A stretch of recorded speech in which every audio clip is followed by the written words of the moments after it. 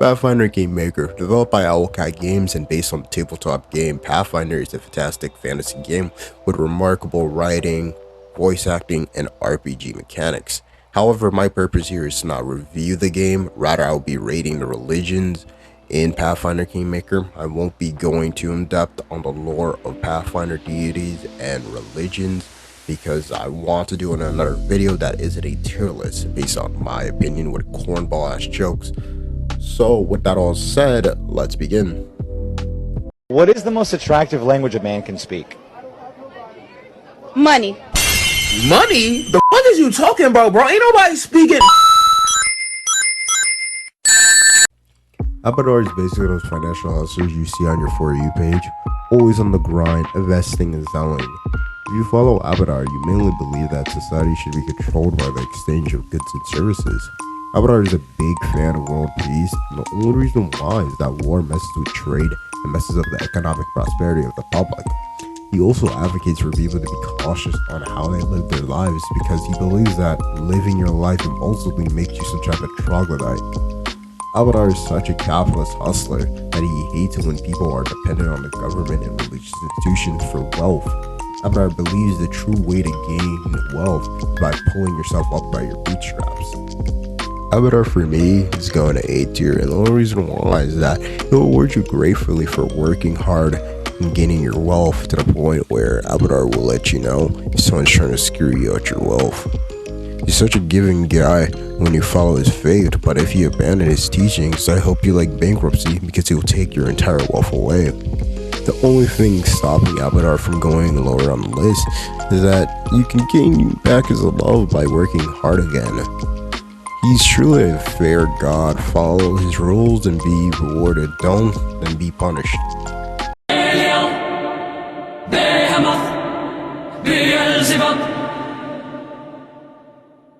Asmodeus, Satanas, Lucifer.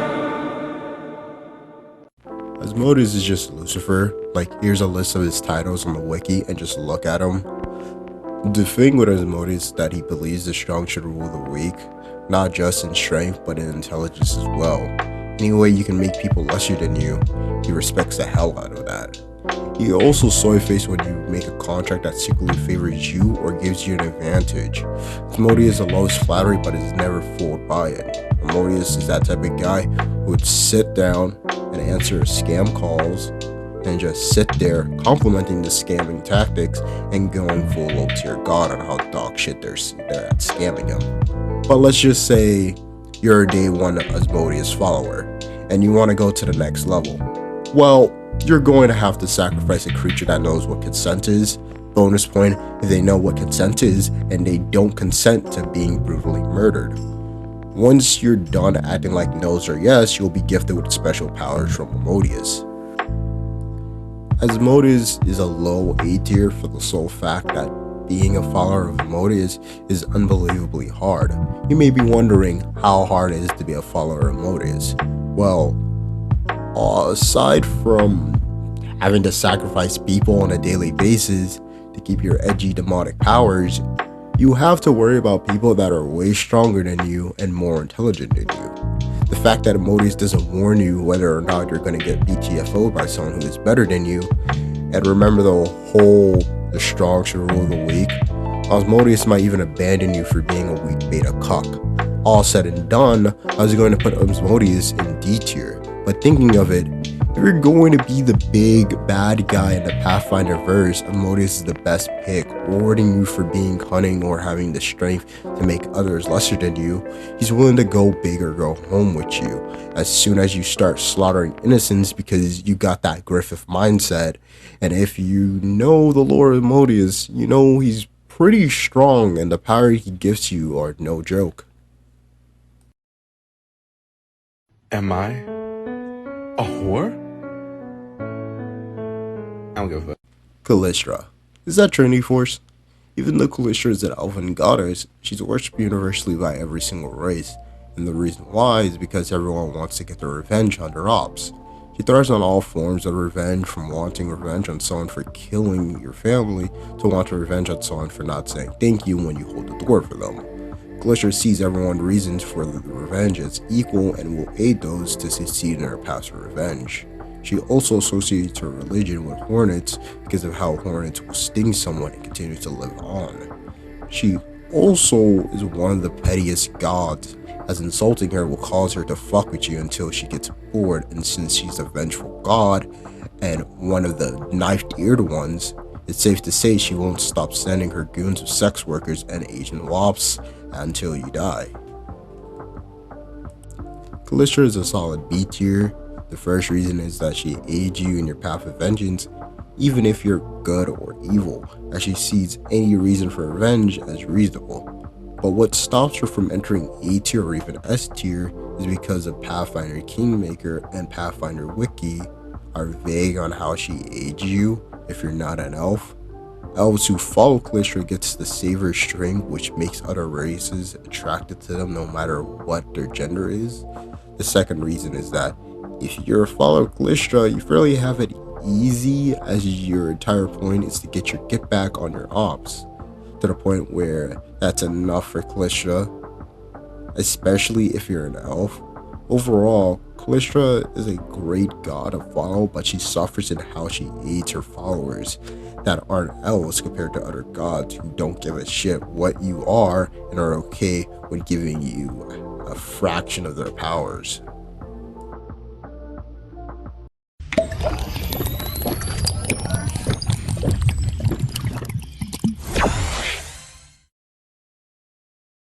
Caden killing. If you like kidney and liver disease, he's your guy. Caden is the bros of all bros. His whole point is to drink anything that can get you drunk with the boys and girls. He believes alcohol is the best thing because it brings people together to have a nice time. However, he despises when people allow their drunkenness to harm innocent people. His followers are all about the good vibes, and he encourages followers to push people to greatness in a friendly way. For instance, imagine your friend who is a follower of Caden daring you to take down an oppressive government because he believes it will make you more confident in your life. Followers of Caden will be gifted with the ability to turn any spells into alcohol and makes potions more effective when using an alcoholic chaser. What happens when you go against Caden's teaching? Well, if you wake up the next day and get hit with alcohol poisoning, find yourself afraid of common animals like squirrels, moreover, every time you drink an alcohol beverage it tastes like shit, safe to say you pissed off Caden. Caden is S tier, without a doubt. Caden is an easy guy to follow, and his followers are given the ability to turn spells into alcohol. Like, if you throw a fireball at some guy and he turns it into beer, then proceeds to open his mouth and chug that shit down, safe to say you lost that fight. The fact that you can make potions more effective by using beer as a chaser makes you unbelievably strong, and all you need to be a follower of Caden is to have good vibes. Hello? Nigga, I just got jumped. What? Where you at, bro? What kind of dumbass question is that? Nigga, I'm on the block with the gang. Of course. Nigga, we about to go get these niggas. You ready? Fuck it, bro. Let's go. Where we going? To sleep. Desna. If you follow Desna, you must have a gambling addiction, because Desna is the goddess of luck, and she really loves when people travel, and she believes traveling encourages freedom, discovery, and mystery, and she heavily disapproves when you try to predict the future. If you follow Desna, you trust your instincts to guide you and never plan for the unknown. Desna encourages her followers to believe in themselves and express themselves in the arts. An interesting fact is that halflings love Desna due to the fact that some halflings have the ability to jinx others, and that ability is gifted by Desna, which makes halflings worship her constantly. As a follower of Desna, she will often communicate with her followers through dreams by sending prophecies, and if she can't wait to communicate with you, she'll send insects like butterflies or birds like geeses to send messages to you. But what happens when you disobey or when someone makes fun of her or her followers? Desna, well, she'll make you unable to sleep, make traveling a hell for you, make any messenger animals lost, and give you bad luck, as well with striking you with burning starlight and sending fucking aliens and celestial beings to fight you. For how nice Desna is, she's a very spiteful god when it comes to disrespecting her and her followers. Desna is S tier. Besides her blessing with luck, being a follower of Desna is the best thing possible for when adventuring. Her giving you prophecies of what's going to happen ahead of time is really great. And the fact that she blesses her followers with luck is huge in the Pathfinder verse, as being lucky is on the same level as warping reality when things don't go your way. Are you the hunter or the prey? Aristotle. If you want a god who loves to farm and hunt and values family matters, vote for Aristotle. Aristotle is the god of agriculture. He believes that society works best when led by a strong leader and that children should respect their parents. He really doesn't like suicide to the point that he condemned those who kill themselves to hell. If you follow Aristotle, you embrace traditions to the point where you never live in cities and only live in the wild. If you're a worthy follower of Aristotle will give you a good harvest and a good hunt. But that's only when you're not at your lowest point, as he believes gifting people would encourage people to be lazy when they have nothing. Like, he has the mindset of, oh, you and your tribe are starving to death? Well, guess what? Go fuck yourself. It's crazy because Abadar respects what Aristotle is doing and are great buddies as well. Astro is going to D tier. The problem with Astro is that he's not a fair god or an easy god to be a follower of, as he asks a lot of you and gives you little compared to the other gods that are okay with giving you brain dead abilities for basic things or by working hard. For Astro is none of those things, and you may be thinking, but he'll give you a good harvest and a good hunt. That's pretty good as adventure, and to that I'll say, magic exists in the Pathfinder verse. The fact that Astro doesn't try to help his followers in dire times is a good way of being an awful god. Like, to compare him to Asmodeus, who shows more love to his faithful followers, and Ezreal shows why Ezreal belongs in D tier. Fight or be forgotten!